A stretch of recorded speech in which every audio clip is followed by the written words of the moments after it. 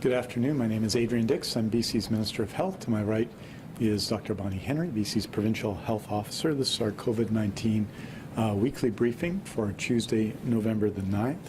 We're honored to be here on the territory of the Musqueam, of the Squamish, of the Tsleil-Waututh First Nations. We're honored to be here on their lands. And with that, it's my honor to introduce Dr. Bonnie Henry. Thank you very much and good afternoon. So this afternoon we'll be sharing the latest updates on our COVID-19 public health response and on vaccine delivery. And while this briefing is about COVID-19 primarily, I would like to start by speaking about influenza for a moment. As I mentioned last week, we've started to see a small number of positive cases of influenza in the community, just 4 so far, so still very low.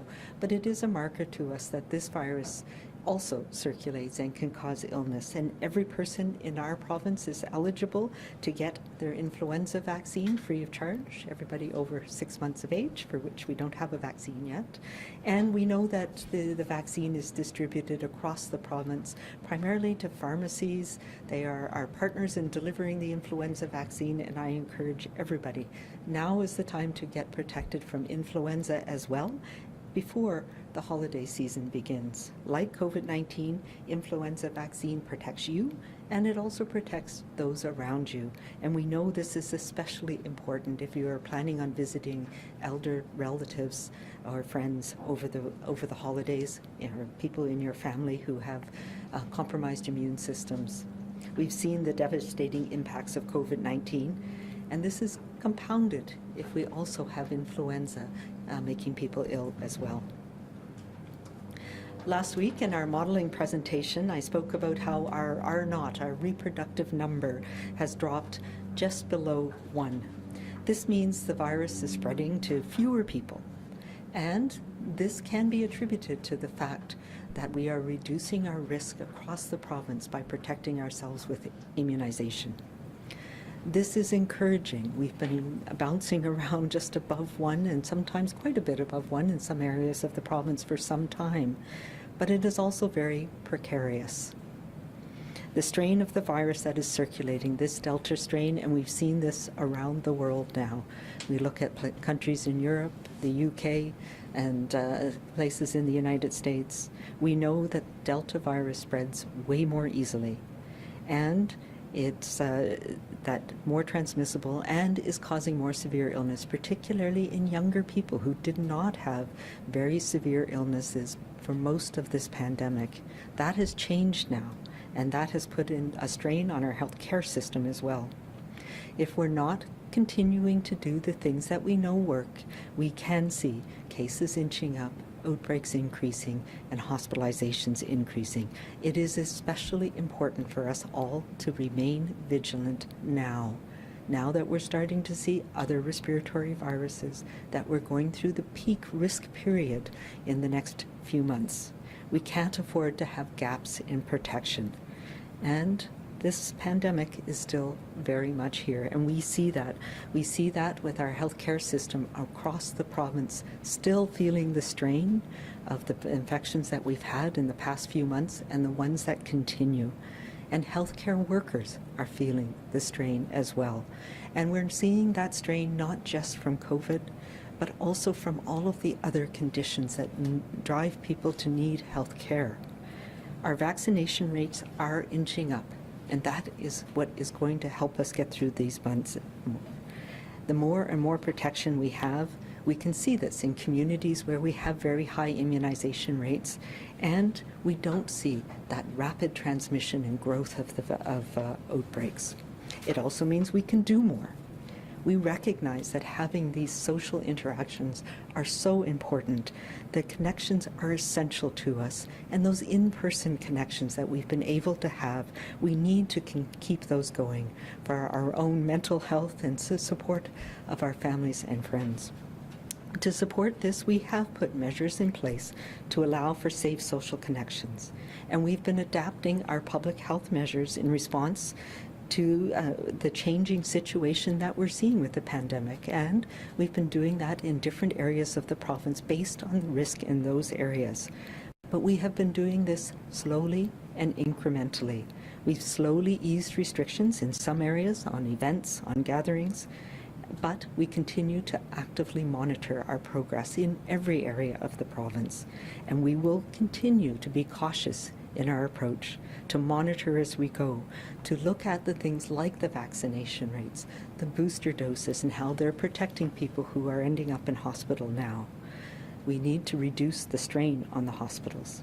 So here's what I'm asking you to think about as we head towards the upcoming holiday season. Keep your indoor groups small. We know that indoors is more risky than outdoors. And it's really important that if you do have an indoor group, that people are vaccinated. That helps mitigate the risk of transmission. You can spend time with your loved ones, and indeed you must spend time. We need to have that time together.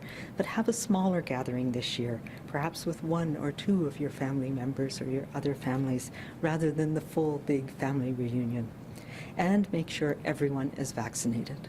This is especially important if you have older relatives or people who are going through cancer treatments or have immune system dysfunction. If they're joining you, you need to do more to protect them. And that means making sure everybody who can is vaccinated. If you're wanting to spend time with your broader family and friends, then plan an outdoor activity instead of gathering inside where it's riskier. Go sledding or snowshoeing or hiking. We have many, many wonderful things that we can do outdoors safely, even in the winter months. And if you're traveling to another community, whether for a day trip, for exercise, a holiday getaway, we need you to be a respectful traveler. We know how to do this. We have been through this now together for the last 20 months. We need to continue to be aware of the impact we are having on communities we're going to and the risks that we're bringing with us, and of course the risks we bring home. And we must recognize that there are some communities right now that are dealing with very serious outbreaks of this virus still, particularly in the north, but also here on Vancouver Island, in the interior, and in some areas of the Lower Mainland. And they may not be ready to accept visitors right now, so check before you go. It also includes following all of the public health orders. Just because things look different in a different community doesn't mean you can let your guard down. Here in BC, respectful travel means being fully vaccinated, using your vaccine card if you're going in to access services or going to events in any community, wearing a mask in all indoor public venues, including local stores, ski hills, all of those areas where we know that extra layer of protection is so important at this time of year as we're moving into respiratory season. Whether there's a vaccine mandate in place or not, it's important for everybody to follow public health orders. That's what will allow us to continue to open things up and to safely gather together. So here are 5 steps I'm asking everybody to take right now. One is get your first or your second dose of vaccine. That's important. And when it's your turn, get your booster dose as well. Get your influenza vaccine to help us get through this season like we did last year without having that additional impact of influenza making people sick. Register your children. We know that the vaccine for 5 to 11-year-olds is being reviewed right now by Health Canada, and we're hopeful that it will be approved very soon, and we can protect the younger ones in our life too. And use your safety basics all the time. We know what we need to do. We need to keep our groups small, stay home and away from others if we're feeling unwell, whether it's COVID or not. Wash your hands regularly. We know that makes a difference. And wearing a mask as an additional layer of protection. I do want to also talk about a little bit of news we have about vaccines. We have been confirmed by the federal government that they have got a limited supply of J&J vaccine that should be coming into the country very soon. And we have not received it yet, but we're expecting to receive some here, a limited amount here in British Columbia, hopefully by early next week. It is a limited amount, and our first priority will be offering it to healthcare workers who have been affected by the PHO order and who want this vaccine as an option for them to continue to safely work in healthcare. So that will be our priority over the next few weeks once this vaccine comes in, and I know that our healthcare teams are working to connect with people who are affected by the order right now. For anyone else, and I know there's been a lot of people who've reached out to me asking for the J&J vaccine, we will have some available, and we will be providing you with the details next week of how you can access this through a central call number. So stay tuned for that. It is a limited amount, but we are hopeful. We've been asking for a number of months, as I know many of you know, for the federal government to bring in some supply of this vaccine that we can use as an option for people here in BC. So we're very grateful it's coming in, and we'll be focusing, as I mentioned, on healthcare workers first, but there will be some available for others who want to use this as an option, and we'll let you know more details next week. Finally, I want to recognize two things. One, that yesterday was the day to honor First Nations, Inuit, and Métis veterans. And I just want to pass on my gratitude for those veterans and for the injustice that many of them felt after serving their country, our country. And with Remembrance Day ahead, let's look to our veterans again, who have shown us how important it is to work together, to support each other, to do our part, and to persevere. And we are persevering. This has been a long pandemic, and it is the time once again for us to remember that we are in this together. We are not all in the same boat, but we are in this storm together, and it is continuing, but we have tools now that will help us get through it. And this next few months are going to be important for us to remember that and to work together. So let's honor and support our active military family and veterans everywhere by continuing to do our part. And let's protect the healthcare workers who are also out there caring for us day in and day out through this long, long storm. Our colleagues, our friends, and our neighbors. And we do this by protecting ourselves and by taking all of those important measures that we know work. So let's protect our veterans this Remembrance Day and continue to be kind to each other, to be calm and compassionate, and to be safe. Thank you.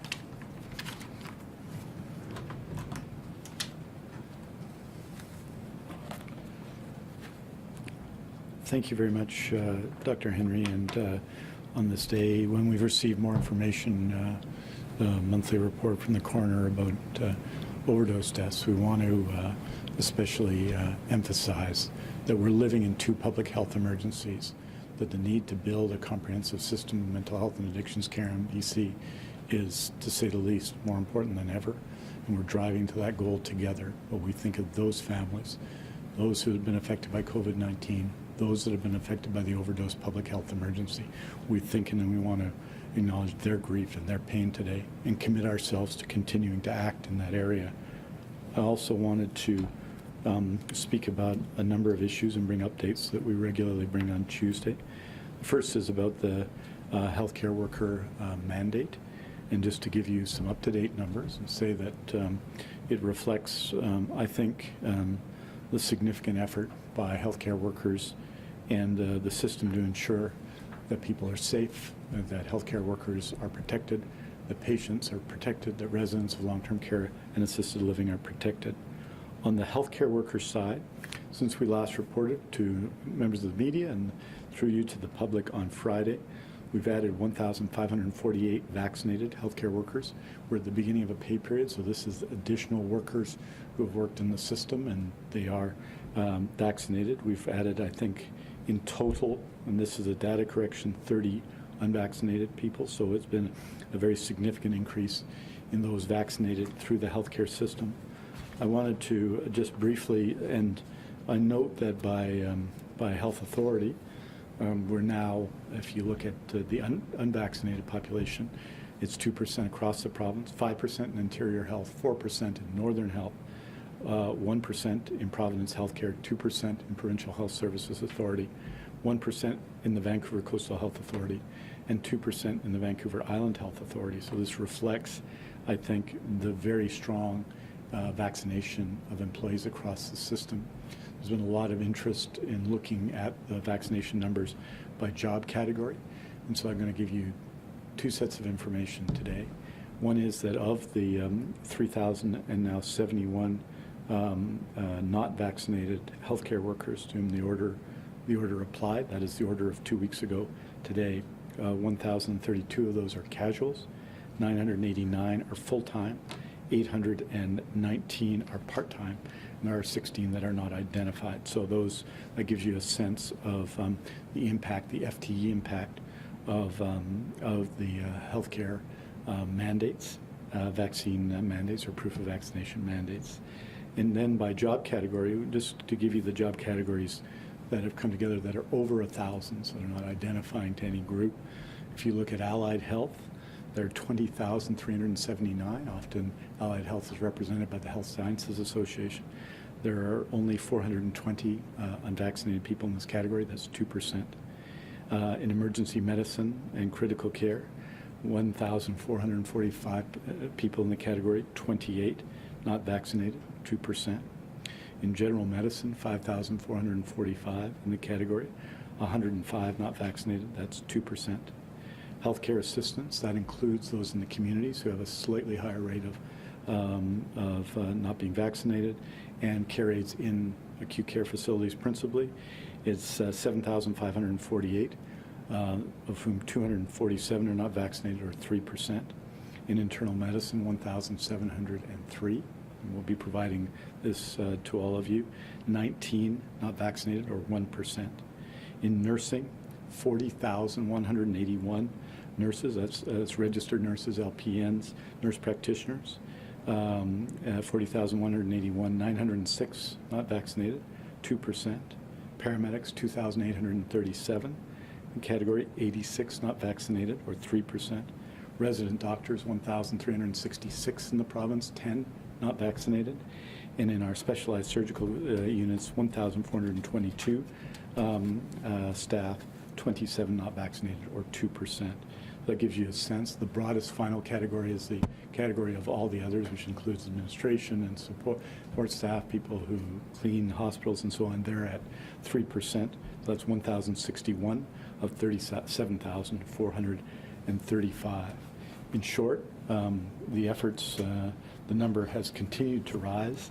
The percentage of those who are fully vaccinated and partially vaccinated is falling, and not vaccinated has fallen significantly, as you can tell, over the last couple of weeks. And it is our, of course, hope that people will continue to get vaccinated so we can reduce the numbers of people who are on leave of absence without pay or have lost their positions. We can reduce that number as much as possible. Dr. Henry talked about getting the flu shot. That was item number 3 on the list of 5, I think.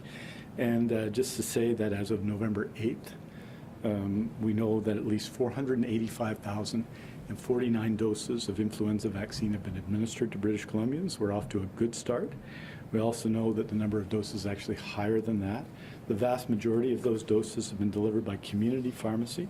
That number, I believe, is in the neighborhood of 348,381. And so that program is going well, and want to express our appreciation to community pharmacy across BC. We've distributed out through the BC CDC 1.9 million doses to date. We, of course, have more coming, and we're very pleased at the take-up of this campaign. We want to encourage everyone to get their flu shot. And we'll remember, we'll have a test at the end about the other 4 items. So that's positive news. With respect to COVID-19 vaccination, just to note that we're now over 90%. I think it's 90.4% over the age of 12, which is by any standard in the world exceptional. That means 4,187,281 dose 1 vaccinations as of last night at midnight. And dose 2, 3,992,679, that's over 86%. And third doses, or booster doses, doses that complete the course, is 181,975. So that number continues to grow as the booster dose campaign continues to address and protect those who are most vulnerable in BC. I note that every care home and every assisted living home in BC has now had its booster dose clinic. So that's important to say. In terms of occupancy in our hospitals, just to put this in context, because as we know, hospitalization is a lag indicator, meaning that when cases start going up, hospitalizations follow some period thereafter. It's the same as cases come down. But we currently have overall in our hospitals, COVID-19 and all other issues, 9,247 people in hospital in BC. And that's based on, is on approximately 11,500 total beds, base and surge, but 9,229 base beds. So that is over our base bed capacity. In terms of critical care, we have 510 critical care beds in BC, 218 surge beds. We're currently at 478 people in critical care in BC. And obviously, this continues to be a challenging situation. It is why, and I'm getting to the surgical numbers in a moment, why we continue to manage our healthcare system, to make sure our healthcare workers are able to support people in these very challenging times, and why these actions are necessary, and why we absolutely need more people to get dose 1 and dose 2, and when their time comes, their third dose of a COVID-19 vaccine. Over the last period, as you know, people have been coming down from the Northern Health Authority to other health authorities. That number is now 109, 97 of whom are COVID positive, and the vast majority of those are not vaccinated. And so clearly, that is a heavy price to pay, and we provide the best care in the world to everybody. I am proud of our healthcare workers on Vancouver Island and Fraser Health, in Interior Health, in Vancouver Coastal Health, and of course in Northern Health itself, for the work they're doing on behalf of British Columbians. This is what we do for each other. But what would be better is that the preventable cases, unvaccinated people far from home in critical care, stopped by people getting vaccinated. I want to particularly acknowledge the work of the municipality of Fort St. John and Mayor Laurie Ackerman, who continues to be an outstanding advocate for vaccination in her community. Fort St. John, which used to be well below 60, we can remember those times, and is now at 77% plus and rising. And it's one of the places in BC where vaccination has risen the most, and I appreciate the work of both Mayor Ackerman, community leaders like Dan Davies, and everyone in the community for that. I want to note, in terms of contact tracing, we now have, we've added 20 additional staff to contact tracing this week. We now have 1,595 staff as of November 5th, that is, 2021. And this is higher than the highest level of contact tracing we had during the third wave. That number was 1,563 in the month of May. So we have added contact tracing capacity. Obviously, the number of active cases is significantly less than that, but the importance of the work and the central work that our contact tracing teams do in all of the health authorities continues to be critically important. And finally, I just wanted to talk a little bit about surgeries in our province and surgical renewal. As you know, last week I reported that across BC, most operating rooms continue to run, but due to a variety of challenges, there have been reductions in some operating rooms, and I reported on those in detail last week. The situation remains largely unchanged, but there are developments. Last week in Interior Health, Kelowna General Hospital had reduced 2 operating rooms to compensate for staff who did not meet vaccination requirements and who are on unpaid leave. This week, only 1 operating room has been reduced for this reason.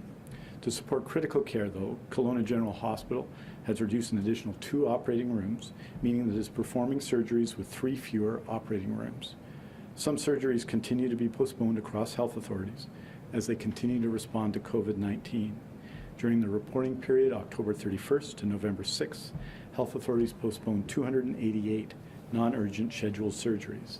That's 52 in Fraser Health, 16 in Northern Health, 134 in Vancouver Coastal Health, 28 in Vancouver Island Health, and 58 in Interior Health. No surgeries were postponed in the Provincial Health Services Authority. So if you add all of the postponements from September 5th to November 6th, that number is now 2,671. Despite these postponements, surgeries are continuing across the province. From October 17th to October 23rd, health authorities report that 6,960 surgeries were completed. This is 1,029 more surgeries in the same week in 2019, although that week in 2019 included Thanksgiving.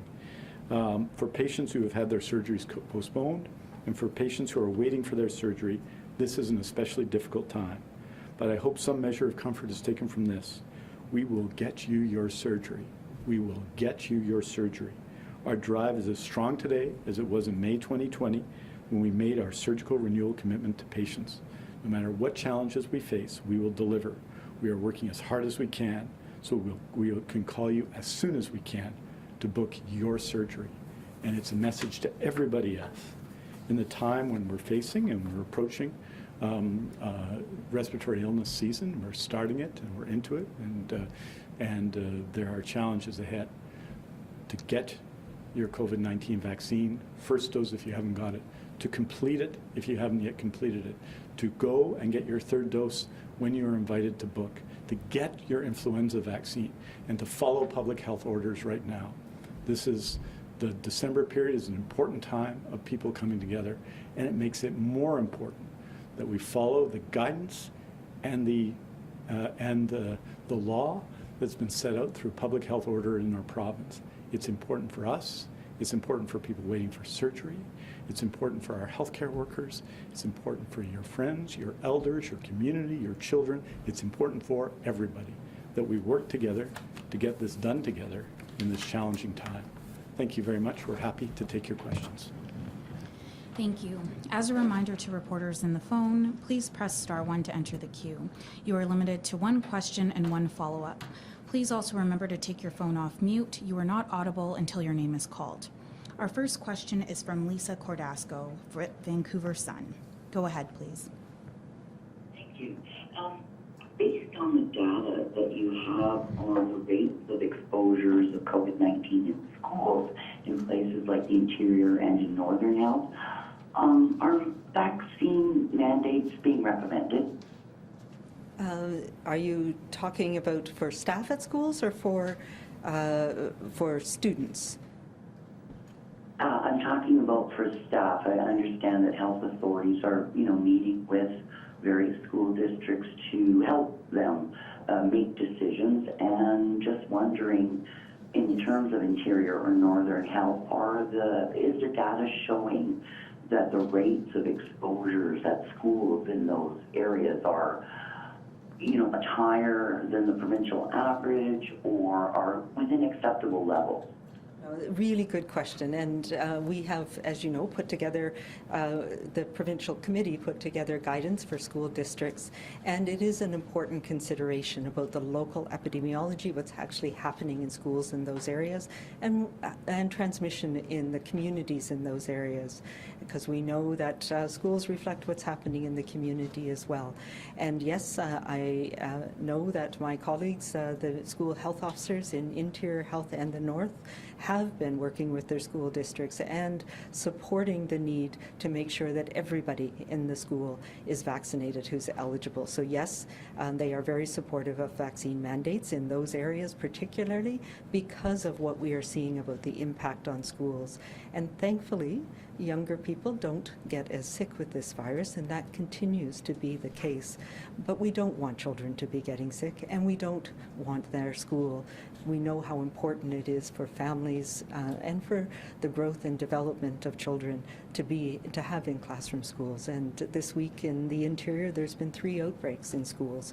So yes, we are very supportive of mandates in those areas, particularly because of the risk in the community right now. Lisa, do you have a follow-up?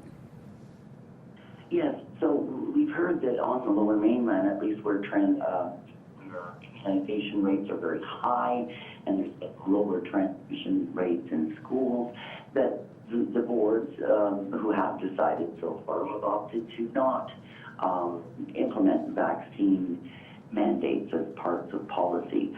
how likely is it that areas in the north and the interior will opt, in fact, to go with vaccine mandates? What is your sense of that at this point in time?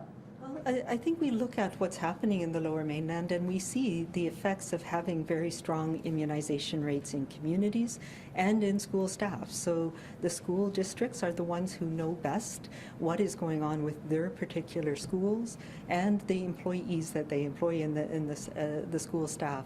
So they made the decision looking at the balancing of risks and benefits and what was happening in their individual school districts. And that I expect will happen as well. It is happening. I know my colleagues have been meeting with their school districts across the north and interior, and I think we will see the decisions made in those areas reflect what is happening in those communities as well. Next question. Richard Zussman, Global. Go ahead, please. Dr. Henry, there has been, a doctor in Saskatchewan yesterday was speaking about what is essence the variant of the Delta variant connected to Western Canada. Have we seen this in British Columbia? How worried should people be about this? And how should people describe what this variant is in terms of compared to what we've seen with Delta variant?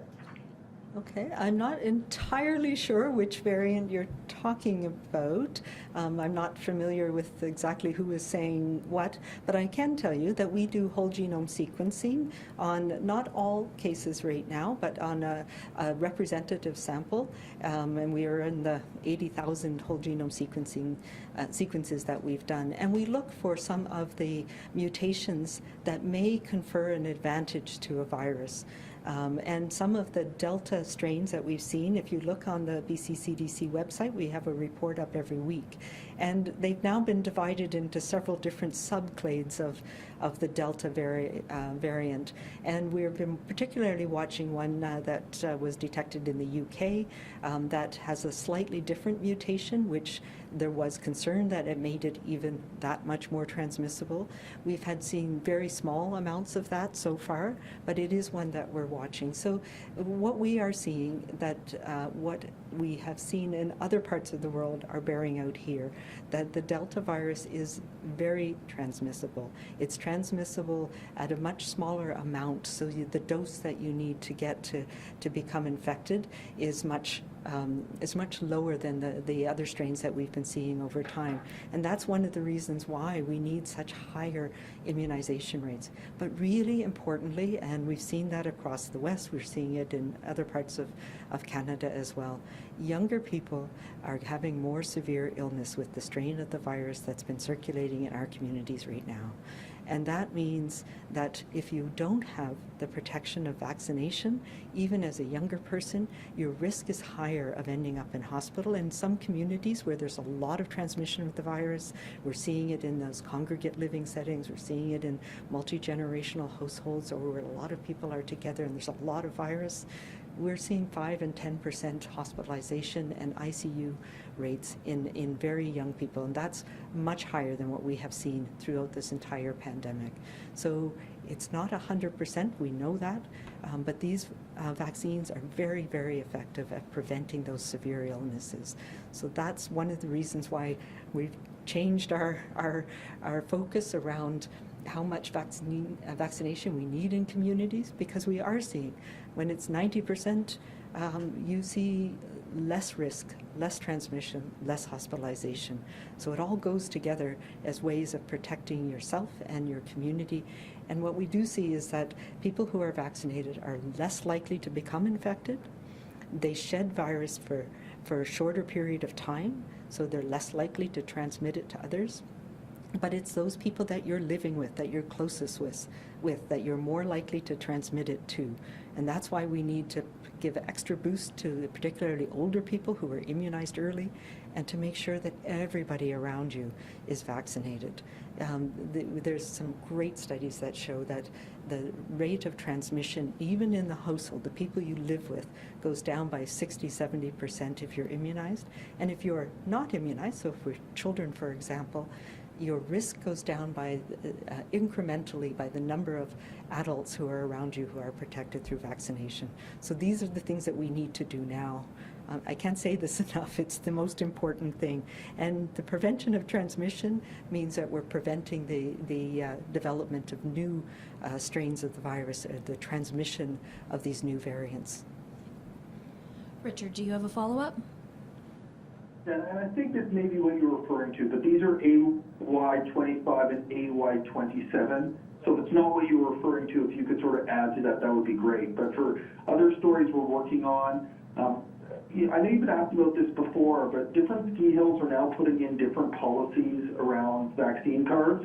Some are requiring vaccine to ride the gondolas or chairlifts, others are not.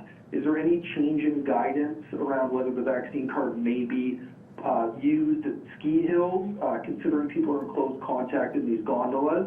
And for Minister Dix, are you worried about the impact on the overall system of losing these 86 paramedics you mentioned, knowing that we already have a lot of pressure on the paramedics in this province? Just around ski hills, I know we have been working with the local public health, so my colleagues in each of the areas where we have ski hills have been reviewing the safety plans with each individual ski hill. And there's a couple of things that all of them must adhere to, regardless of where their headquarters are. One of them is we have an indoor mask mandate, and gondolas are, like a public transit, for example, an area where mask wearing is required, absolutely. And that is the same across the board. As well, we know that most ski hills have a mask or a vaccine mandate for their workers, which is something that protects all of the workers on the hill. That's important as well. And the BC vaccine card is required in all of those settings where you have either licensed premise, where you're serving food, restaurants, sit-down restaurants, etc. So we know that there's very strong protection plans, and my colleagues have been working with each of the ski hills to make sure that they are robust.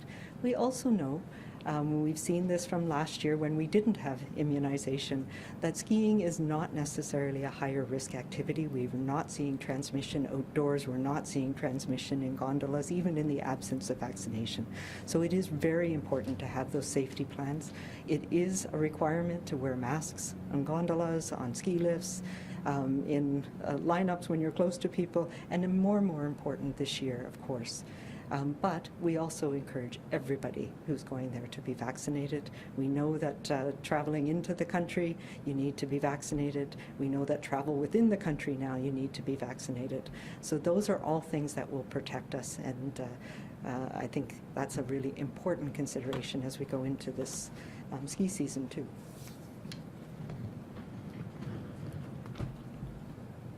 Thank you. I just add to that Mayor Jack Crompton called me today. We spent some time talking about this issue. He's advocating obviously forcefully for his community, and I think it's also important for the employer in that case to respond to the wishes of the community as well, and we're hopeful they'll do so. I know other ski hills across BC have done that. So Mayor Crompton's advocating very strongly, and certainly directly to us as well on this question, because they want to have a great ski season in Whistler, one where people, of course, stay well and get healthier on their trip and not have to deal with COVID-19. I'm concerned about every healthcare worker, and that's why we've made such efforts in significant areas to hire, as you know, hundreds of new paramedics this year, and we're continuing those efforts. The paramedics, those positions that I announced right here a number of months ago have all been hired. People have been put into place. Those the hiring decisions have been made, and we're certainly working hard to do more. A very high level of paramedics are vaccinated, as you can tell from the numbers, 97%, and we're hopeful that many of the remainder will continue to do so. So everything's a challenge in all of these areas. In every area that you can imagine, there's challenges at this point in the pandemic when people have been working flat out for 21 months and counting, and so we don't want to lose anyone. At the same time, the main threat to staffing in our healthcare system is COVID-19, is outbreaks in terms of COVID-19, is its impact on our staff, its impact on our patients and our residents. That's the thing that we have to deal with, and that's why these mandates are necessary and in place. And I think the response of healthcare workers, the 98% of those who've received their first dose and the 97% who've received both doses at this time, indicates that they, in massive numbers, agree with that. So it's a challenge. We're going to continue to work on it, and I'm very pleased with the response of paramedics and everyone else to this need to be vaccinated to keep the people they work with safe. Our next question is from Shannon Patterson, CTV. Oh, hi, Minister Dix and Dr. Henry. Going back to the Johnson & Johnson announcement for next week, can you tell me, for people that don't know, what is different about this vaccine that makes it different from the vaccines that have been offered so far in British Columbia? And you said you heard from people who want it. Can you expand on that? Are there people in the healthcare system that will only get vaccinated with this particular vaccine, and people in the general public as well, and why? Yeah, good question. And yes, the Johnson & Johnson, or Janssen, is their vaccine arm. Vaccine is a viral vector vaccine, so it's the same class or type of vaccine as the AstraZeneca Covishield vaccine that we have had, but it is the trials were done as a single dose vaccine, so it's been widely used in the US as a single dose vaccine, and it has good strong protection, about the same as the 2 doses of AstraZeneca over time. So many people have contacted me. I would say there's probably estimate in a couple of thousands of people. Yes, we do know that some healthcare workers have said that this is the only option they would consider right now. I will say there's other vaccines in the pipeline, and we were very hopeful, for example, that Novavax, which is a more traditional protein subunit type vaccine, would be available before now, but they have had challenges both with their clinical trials and with their manufacturing and scaling up of manufacturing. We hope that that vaccine will be available but sometime in 2022. So it will be an option for the future, but it's not going to help us get through this very critical period right now. So yes, I have heard from people, mostly I believe because it is a single dose vaccine, and that makes it, you're able to travel, you're able to have your BC vaccine passport, etc. Having said that, in the U.S., Johnson & Johnson have just got approval for a second dose as a booster dose, and it is recommended by the U.S. CDC that people who got the Johnson & Johnson vaccine do get a second dose, a booster dose, after 6 months. But it's not yet applied for that here in Canada. And very importantly, if people, if they're holding out for this vaccine, we are very hopeful. We've been asking for it from the federal government in writing several times over the last year, but we're hopeful that we're going to get it in hopefully by the end of the week, early next week, and it will be available first for any healthcare worker who wants to use this as their way of getting back to work. Shannon, do you have a follow-up?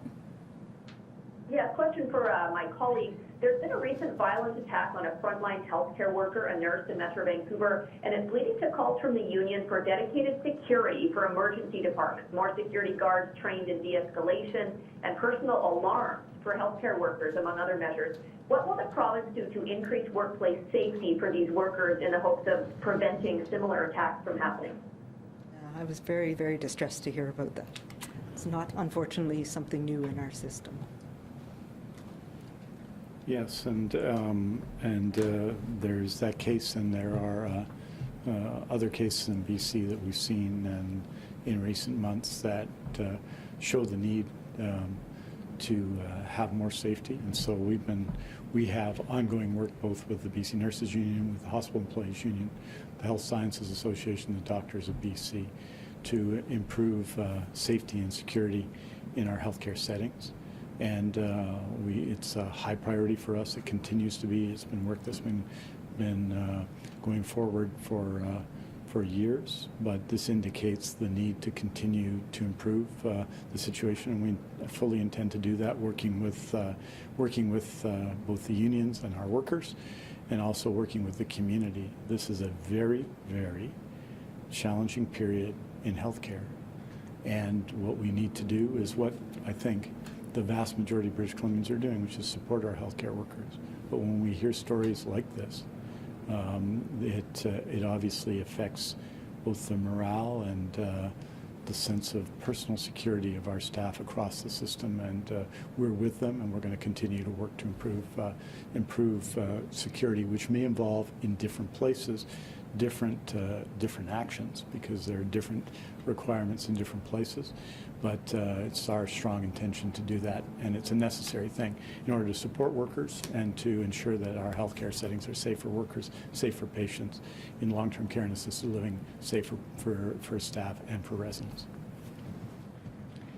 Our next question is from Cindy Harnett, Times Colonist. Oh, thank you so much for taking my question. Some seniors are getting conflicting messages around the booster shots. They're being contacted to book, but they're not sure. They're being asked to book at 4 months, but they're being told it's ideal at 6 months. So what is the advice for their best immunity? Yeah, so I've heard a few people who've had some confusing messages, and I'm sorry about that. What we have done, and I think Dr. Ballum and I presented that early on, we know that we are seeing breakthrough in our seniors, particularly people over the age of 70. So, and most of them were people who received the vaccine early on in our program because they were at highest risk. So but a large bolus or a large group of people would be eligible sort of later in December, and we wanted to move them up to make sure that they get the extra protection from their booster dose during this highest risk period.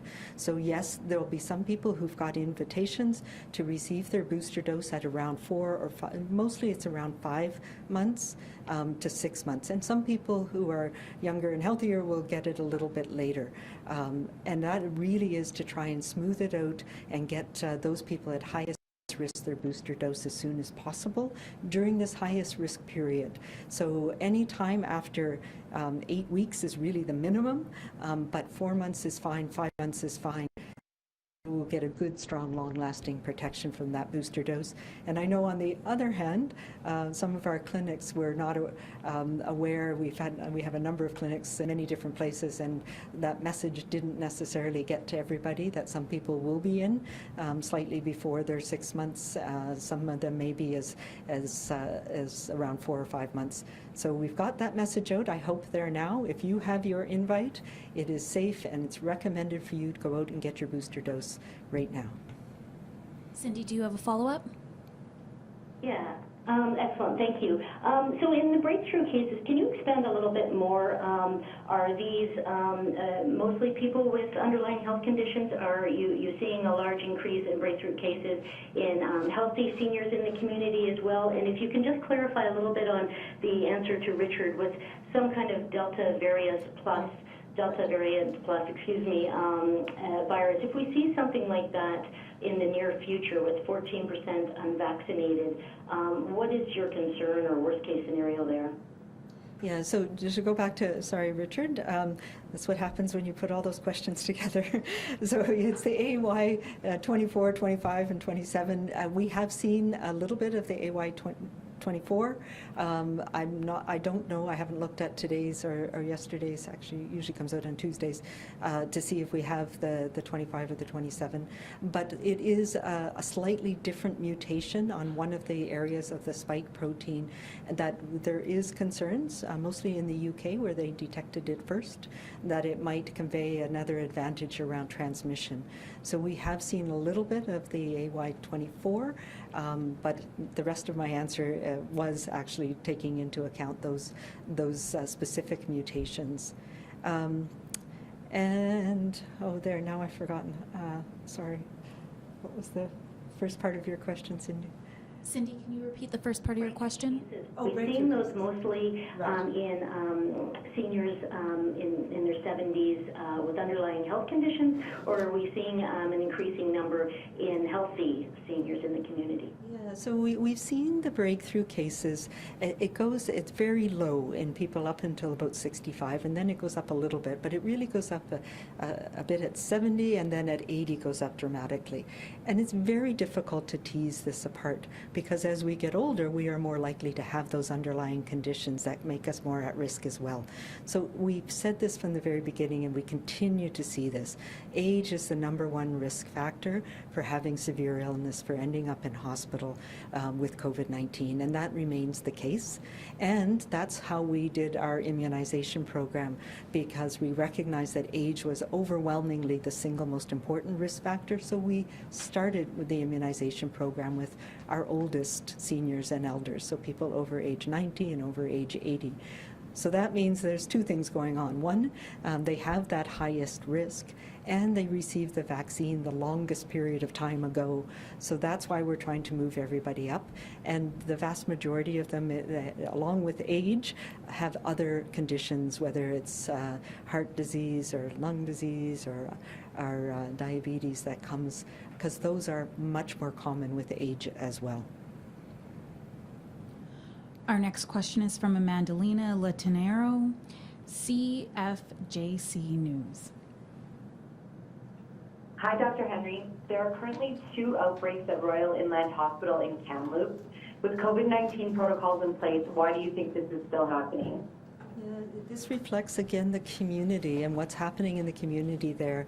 So the first outbreak started a little while ago. It's pretty much settled down. There were, I believe, 2 or 3 staff members involved. More recently, there's been some exposures that have led to transmission on the ward between patients. So it's not vaccinated staff, it's people who are in the hospital for other reasons, who are unfortunately exposed to COVID. And I know they're doing a detailed investigation to try and figure out where was the introduction and how it got transmitted between people. But we are seeing that these outbreaks are not to the same degree as we saw a few months ago when we didn't have as much vaccination.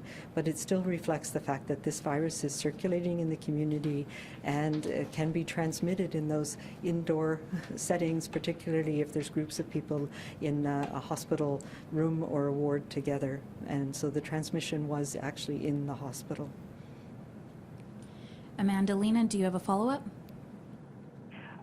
Some staff are suggesting stopping visitors. What do you think the solution could be? Yeah, so the visitor policy we have modified again, recognizing we're going into a higher risk period. So visitors to acute care facility need to show your vaccine card now to show proof of vaccination. Obviously, there's a few exceptions for children or people at the end of life or pregnant people, but that is an important way to try and keep this virus out of acute care facilities.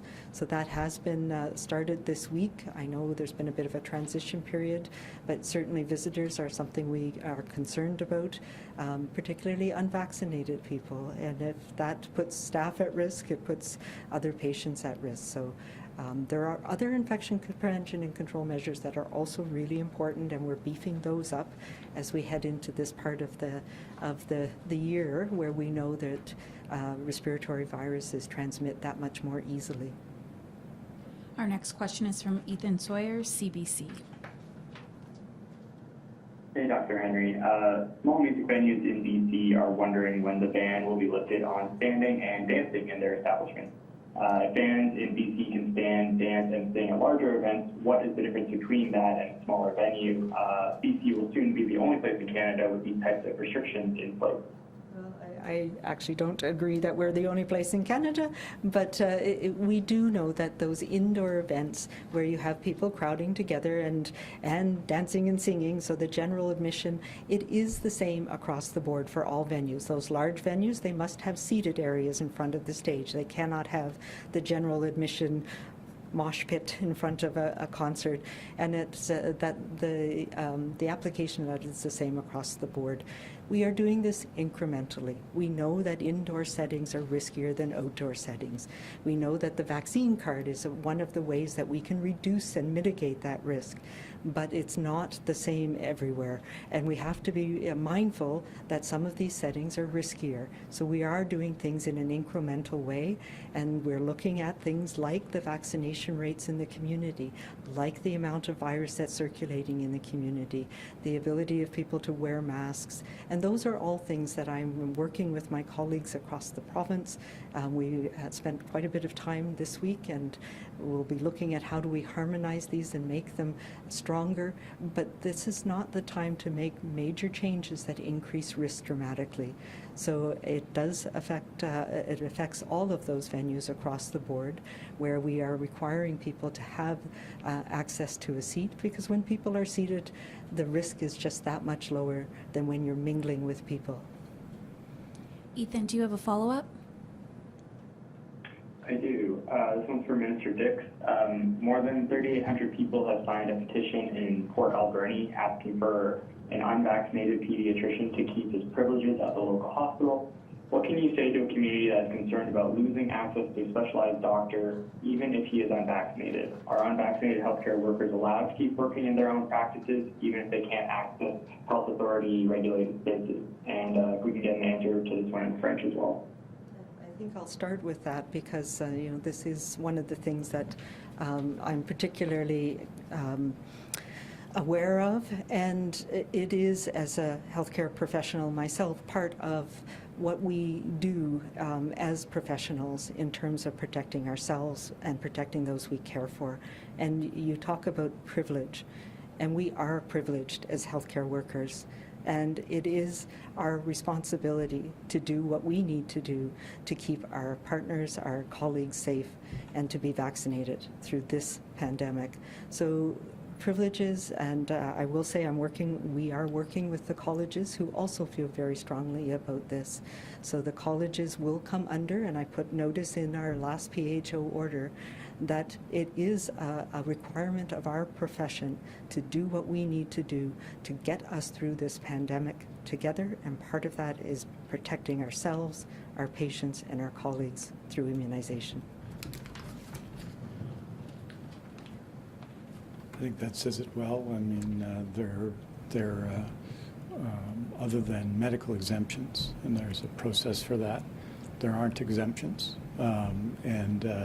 All of the healthcare workers who are affected by this, both 98% plus that have been vaccinated and the 2% who have not been, all of them are affected by it. All of us are affected by this in healthcare. And the danger here, the problem here is COVID-19, which is affecting our ability to staff healthcare. And obviously, as you can see, with outbreaks at Royal Inland, outbreaks continuing in long-term care homes, why we needed the vaccine mandate to come into place. Dr. Henry reported in August and September about the healthcare facility outbreaks that were related to unvaccinated people and unvaccinated staff in most cases. And so the decision has been taken, and it's not, it's something that will be applied across the board. It's obviously not desirable to lose anybody in any position in healthcare, least of which someone who's clearly got a lot of support locally. But the rule's going to apply to everybody, and it's going to apply here. And I encourage everybody to get vaccinated, because there is, of course, a much simpler answer to all of that, and that is that people get vaccinated. And in very significant numbers, we've seen the increase this past week in fully vaccinated healthcare workers, because that's, of course, who we're hiring. And in this period, that increase is going to continue, and it's going to leave everybody working in healthcare safer.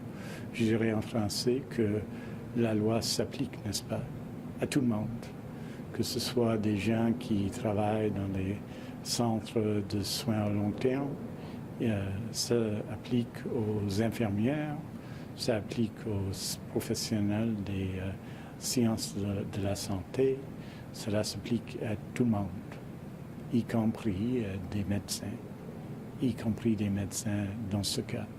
Donc, on va, je pense, continuer à suivre cette politique qui est dans l'intérêt des gens qui travaillent dans notre système de santé et qui est dans l'intérêt des gens qui ont besoin de soins dans notre système de santé et pour les résidents de long-term care et assisted living.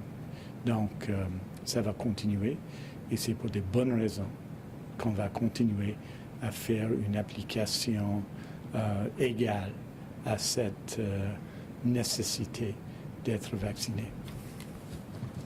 That's all the time we have for today. This concludes today's event. Thank you, everyone, for joining.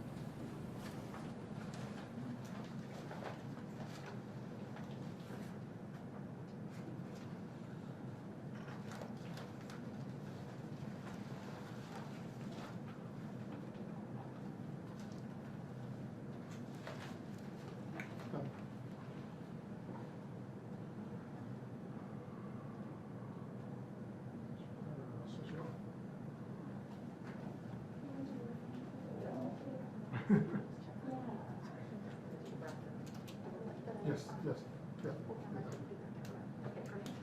Okay, good, bye.